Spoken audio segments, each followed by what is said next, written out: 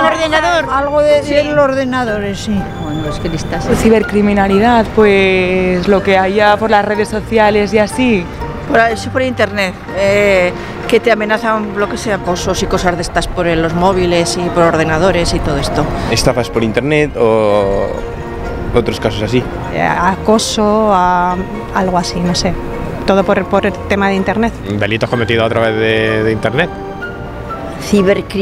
Pues ciber será algo de informática y todo eso. Crímenes por internet, online. Pero crímenes por internet no creo que haya. Los delitos en Internet constituyen una de las principales amenazas de la seguridad actual, y es que el 96% de los españoles tiene un teléfono móvil y casi 36 millones de usuarios se conecta a Internet desde uno de sus smartphones. Según las cifras, pasamos una media de 5 horas y media online. Se producen al año en España más de 80.000 ciberataques, de los cuales 2.400 tienen lugar aquí, en Aragón. ¿Y se han preguntado alguna vez quién está detrás de esos delitos? Vamos a conocer mejor el perfil del ciberdelincuente. Suele ser un hombre con una edad media de 35 años, de clase media, con conocimientos avanzados de informática y, ojo, socialmente integrado. Zaragoza se encuentra entre las 13 provincias de España con mayor delincuencia. Una lista en la que, por cierto, no aparecen ni Huesca ni Teruel. Y se preguntarán, ¿cuáles son los delitos más comunes? Son las estafas en productos de telefonía móvil o electrónica y los cargos fraudulentos en tarjetas de crédito.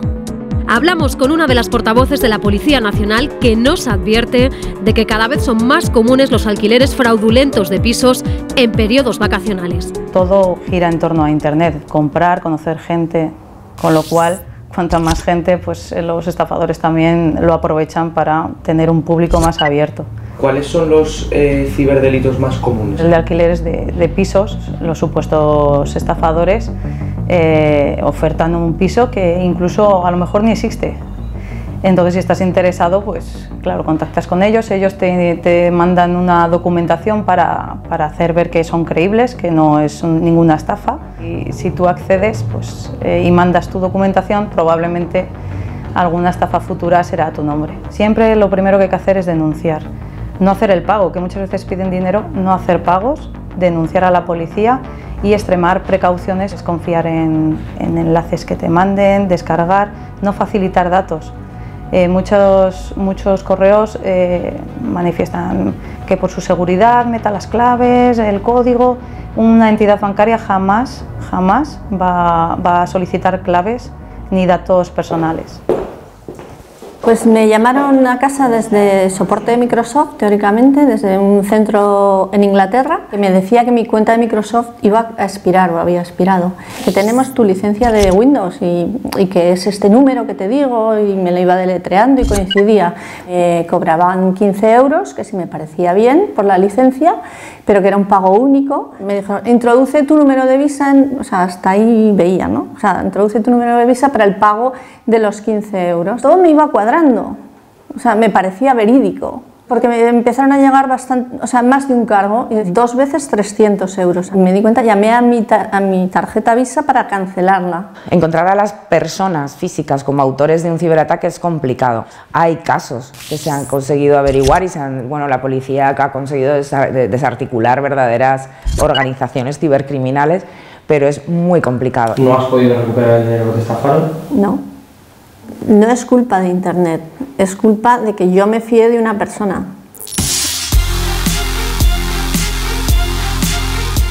El hackeo de una cuenta en redes sociales es, a día de hoy, un motivo de alarma para aquellos que viven de ellas. Susana es influencer y utiliza las redes para promocionar su trabajo. La pesadilla comenzó para ella cuando le robaron su cuenta de Instagram. Yo me levanto por la mañana, hago mis cosas de costumbre y enciendo Instagram. Y tengo un correo privado de una persona con un nombre X que me dice que me ponga en contacto que quiere hablar conmigo. Y entonces esta persona me dice me pregunta que si yo he hackeado su cuenta. Le digo que yo no tengo tiempo para hacer esas cosas. Que le han hackeado a él o que me han hackeado a mí, que si lo puedo mirar. Dice que están utilizando o han iniciado mi cuenta de Instagram, que verifique para ver si soy yo, que verifique con una cuenta de correo y con la contraseña. Pues así lo hice, dos llamadas por WhatsApp, y me decía que si quería recuperar mis cuentas que llamara. Y claro, deduje que había sido un cebo. En mi correo pone: hola Susana, si quieres tus cuentas, llámame. Lo cual ya cuando dicen mi nombre y me asusté bastante. Sí, oyes estas cosas pero no piensas que te pueden tocar nunca. Pues esta persona estaba viendo todos mis movimientos, lo cual cada vez que yo hacía un movimiento él me lo borraba. Si quieres recuperar tus cuentas, llama.